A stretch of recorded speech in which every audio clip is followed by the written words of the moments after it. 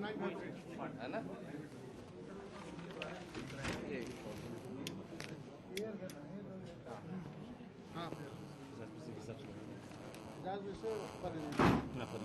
कम हो जाएगा। ये 2 महीने पहले दिल्ली से बुक कराया गया 8 से 4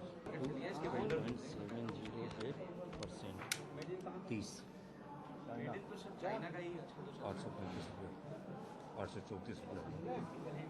भाई जी, भाई जी, ये तो वेंडर्स होते हैं, ओपन शॉप है, कोई आम आदमी जाके ले सकता है। नहीं लाइन नहीं क्या हम क्या रहे हैं, क्या ये भी लाइटर है। ऑफिस में बैठे हैं, ऑफिस में नहीं इसमें गैस नहीं रखी हम लोगों ने, अभी रखेंगे। है कोई रखें क्या गैस जी मैं कार्बाइन टूट गई।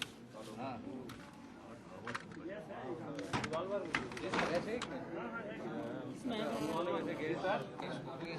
पहले आखिरी मिलती है ये शोरूम मिल जाएगी। हम लोग डर गए भाई। शोरूम में आपको परचेस करनी है क्या? नहीं लखनऊ में है, लखनऊ में मुझे नहीं पता, मैं लखनऊ का हूँ नहीं, मुझे नहीं पता। दिल्ली क्या मिलती है, दिल्ली ले जाएंगे। आपने पैसा दिया था? हाँ 665 रुपया दीजिए। ये वाली क्या है? 665 रुपये। हाँ 824 का बना है। 1608 1608 देते हैं और हम दिन में जोड़ गए हैं। नहीं लाइसेंस नहीं, लाइसेंस नहीं होता भाई साहब इसका। 665 लाइसेंस नहीं होता इसका, इसे जोड़ दें प्लस कर। लाइसेंस नहीं होता, इट्स नॉट अ पब्लिक। कहीं कुछ नहीं है, हथियार नहीं है, खत्म हो गई बात। कुछ खिलौना का मतलब थोड़ी है। आप आप बता दीजिए कुछ नहीं है, हथियारों से संबंधित कुछ भी नहीं। बाइट ले लो साहब की जरा एक मिनट। नहीं बाइट तो अभी अपना तो पूरा बताओ ना, डिटेल आपका कहाँ से अपना बता दो, जरा रोल करो, रोलिंग। ये इस देश की विडंबना नहीं तो क्या है, जहां एक तरफ मीडिया इस तरीके के गोरख धंधों को एक्सपोज कर रही है और हम दिखा रहे हैं कि कैसे दिल्ली से मौत का सामान यहां आता है, तो उल्टा यहां पर मौजूद जीआरपी के सीईओ साहब हम ही से सवाल जवाब करते हैं और कैमरे पर आने से मना करते हैं। आइए हम बात करते हैं यादव जी से और उनसे पूछते हैं कि उनकी क्या प्रक्रिया है। यादव जी, ये पूरा बक्सा जिसमें मौत का सामान था वो यहां पर आया, आपने देखा, आपने कई तरीके की बातें भी हमसे करी कि ये कौन सा बोर है, क्या है। हम ये जानना चाहते हैं कि जो सतर्कता आप मीडिया के साथ दिखा रहे हैं, क्या वो सतर्कता आपके महकमे में है? प्लीज बताइएगा हमें। नहीं, महकमे में सतर्कता, हमारी पारदर्शिता पूरी है, इसमें कोई संदेह नहीं है। लेकिन जो सामान आया पूरा तस्दीक उसको हम जरा करना चाह रहे थे कि कैसे सामान आया, मालिक को ढूंढ रहे थे।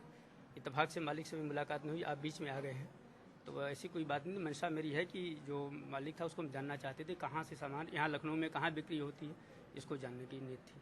आपकी पूरी इस नौकरी में क्या आपको लगता है कहीं ना कहीं कोई लकुना है इस सरकारी सिस्टम में कि इतनी बड़ी मात्रा में ये तो डमी हथियार हैं, अगर कोई बड़े हथियार आते हैं यहाँ पर और यहाँ पे कोई एटम बम प्लांट करके चला जाता, तो ऐसे में आपको क्या लगता है कहीं ना कहीं कोई लचर व्यवस्था है जीआरपी की, आरपीएफ की और सिस्टम की?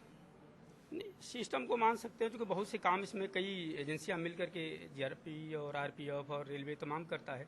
तो बेसिकली ये काम ज़्यादातर जीआरपी के लेवल का नहीं है। ये माल यहाँ जो लाए जाते हैं इसको सीधे यहाँ से पार्सल में सीधे भेज दिया जाता है, इस पे जीआरपी का कोई हस्तक्षेप नहीं रहता है। चलिए हम आप ही से बात करते हैं कि इस तरीके के जो सामान आते हैं जो कई दिनों से लावारिश पड़े रहते हैं, क्या कोई प्रावधान पुलिस के पास है, कोई सिस्टम के पास है उसे चेक करने का? क्या रूटीन चेकिंग्स होती हैं? अगर होती हैं तो उसकी शेड्यूल डायरीज क्या है, क्या बताएंगे हमें आप? नहीं, रूटीन चेकिंग होती है। हमारे यहाँ पैसेंजर्स की मेटल डिटेक्टर वगैरह सब लगे हुए हैं। बैग को जो लेकर के पैसेंजर गाड़ियों में चढ़ते हैं, जिससे रनिंग ट्रेनिंग में खतरा है, उन पर वाकई हम लोग डेली सख्ती के साथ चेकिंग कर रहे हैं। अमूना आप लोग संदिग्ध परीक्षा में उसमें आप लोग मीडिया के ज़्यादा लोग आते हैं, देखते हैं, उस पर काफ़ी सतर्कता हम लोग बरतते हैं।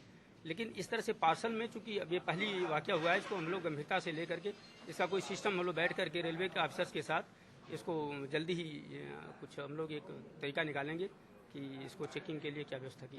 तो ये थे यादव जी, सीईओ साहब हैं यहाँ पर, बहुत ही सक्रिय अधिकारी हैं। इन्होंने मीडिया को और यहाँ पर सभी लोगों को आश्वासित किया है हमारे चैनल के माध्यम से कि ये सारे स्टेप्स उठाएंगे, अधिकारियों से वार्ता करेंगे, बड़ी बड़ी मीटिंग्स चलेंगी कि कैसे इस तरीके के खतरे को रोका जा सके। कैमरा पर्सन मनीष भारद्वाज के साथ पंडित आयुष, लखनऊ लाइव इंडिया।